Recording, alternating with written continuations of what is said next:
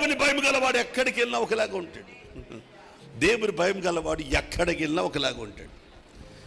ఫ్లైట్లో వెళ్ళినా, షిప్లో వెళ్ళినా, తన చుట్టూ తెలిసిన వారు ఉన్నా, తన చుట్టూ తెలియని వారు ఉన్నా, తన స్థితిని మాత్రం దేవుడు చూస్తున్నాడనే భయంతో ఉన్నవాడు, దేవుని చేత నడిపించబడేవాడు, తన పవిత్రతను ఎప్పుడు కాపాడుకుంటాడు.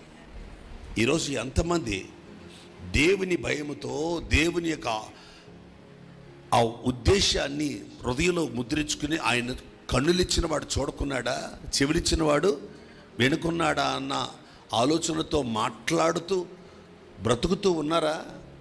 అలాంటి సమాజంలో ఉన్నాం మనం? లేదు కదా. ఇచ్చలివిడిగా మాట్లాడతాం. మనమేట్లే, ఎవడున్నాడు చూడటానికి అది కదా. మనం చేసే కార్యాలు ఎవడు చూస్తున్నాడులే.